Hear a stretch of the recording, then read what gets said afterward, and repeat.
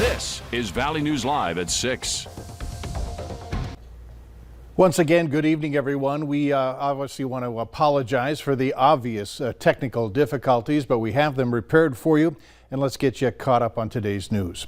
Parkgoers in a South Fargo neighborhood remain on edge tonight after they say a man dressed in a ballistic vest with a gun was hanging around a bike path last night.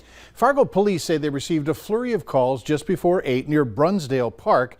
That's in the 1700 block of 27th Avenue South. Now, we also here at Valley News Live received a number of calls about the man. Valley News Team's crime and safety reporter Bailey Hurley dug into this and found out what the man did wasn't against the law. A relaxing night on her back porch left one woman raising her eyebrows as she spotted a man in what looked like military fatigues, a bulletproof vest and gun sitting on the park bench on the other side of her fence. She didn't want to be on camera or for us to use her full name. You could see the gun, and he got up and walked around a little bit, but then he sat back down, and he was there for probably a half hour. It's very active with kids, so that part is scary. It's concerning. One man tells me he runs this path almost every day. He says while he didn't see the man yesterday, he has seen him before on the path near Rose Creek. And Fargo police say this isn't the first time they've been called about this man, saying they responded to roughly the same area on the night of the 4th of July, as neighbors called in once again concerned over the man's ballistic clothes and gun. The man told officers both times, "This is just how he dresses, and it's not going to change." We aren't naming him as he's never been charged because while Fargo police say it's not something you see every day, what he's doing is legal. I was in plain view and the weapon was unloaded, which in the state of North Dakota, unless you're prohibited from owning a firearm, any North Dakota citizen can be in possession of a handgun. Sandin also says under the state's constitutional carry law, North Dakota residents can carry concealed weapons as long as you have a valid ID and have lived in the state for at least a year. But adds, all that being said, it's still important to call police if you come across something like this and it makes you concerned. Your own personal safety is paramount.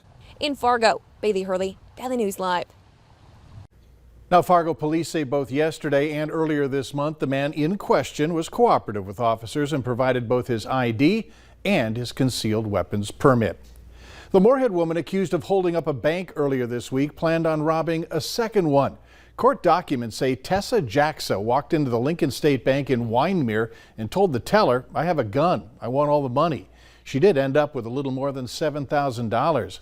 After the sheriff's office released a photo of her, someone contacted them at a bank about 40 miles away in Fairmount, saying that they saw her. Police learned that Jacksa was planning on robbing that bank too, but then changed her mind at the last second. She was eventually arrested in Moorhead after her pickup was spotted in the parking lot of an apartment complex. And when the weather gets this hot, there's a chance of storms as well. Let's find out from Hutch what you can expect tonight. Hutch, any trouble out there? Mike, thanks so much. There is some storm activity way out to the west, and we've declared tomorrow to be a first alert weather day as storms will be making their way towards us both in the morning and again in the afternoon. The risk area for storms tomorrow is everywhere you see in yellow, and that risk is slight, level 2 on a 5-level scale. And that means a few of the storms may produce some sizable hail, up to a couple of inches in diameter. We also could have some damaging wind gusts. Those are the two main threats. Locally heavy rain is also something that we can anticipate from these thunderstorms. A couple of things. There's something new to tell you about. The National Weather Service will begin very shortly issuing what are called destructive thunderstorm warnings.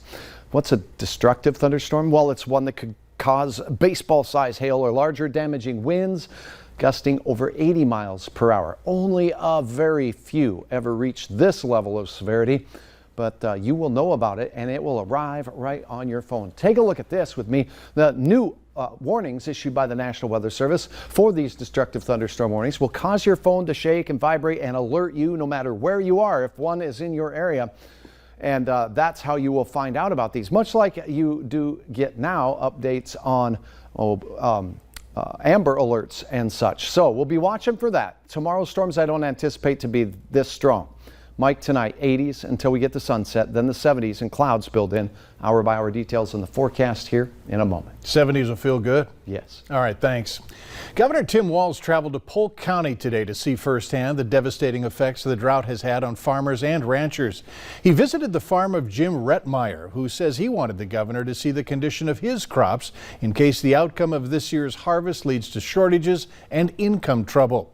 Although he says the dry and hot weather forecast looks bleak, the community around him is coming together to support each other, and they are staying optimistic. Well, there's always next year, and that's the way you have to look at it. You can't dwell on just what's going on in the short term. You have to look at the long term. Been at it for a long time, and things even out. Now, while in Crookston, Governor Walz also addressed the struggles farmers are facing with their livelihood in jeopardy. When we're talking mental health issues, that ought to tell you where the situation's at, because this is a resilient group that's been through a lot, but this is getting to get pretty tough. The governor urged the farmers to lean on their neighbors and the community for any help they need and to seek help if they are struggling with their mental health as they battle through this drought. Sanford Health is requiring all of its employees to get vaccinated against COVID-19 by November 1st. Vice President of Sanford, Dr. Doug Griffin, says it's to keep employees and patients safe, especially as variants continue to circulate. The November 1st deadline coincides with the staff getting their influenza shot. Staff will still be able to opt out of the vaccine based on religious beliefs and medical reasons. However, those that don't meet the exemptions will have to get vaccinated if they want to stay with Sanford. That decision will come definitely. Could it be a furlough? Could it be not employed? That final decision hasn't been made yet, but we would anticipate they would not be working vaccinated without being vaccinated.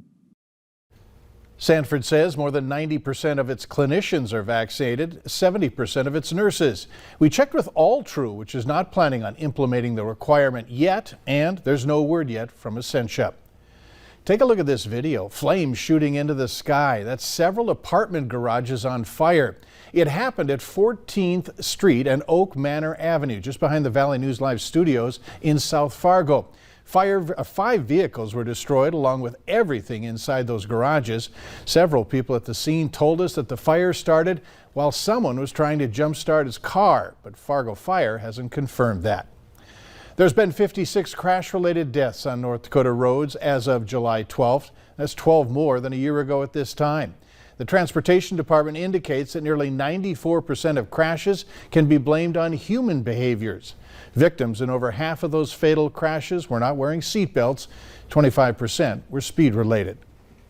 It's a combination of human behaviors. I mean, we can all follow the speed limits, drive distraction-free and sober. One of the biggest things we're seeing is that 58% of our fatalities so far this year are unbelted. So wearing that seatbelt every time you get into the vehicle, that's your best defense in a vehicle crash.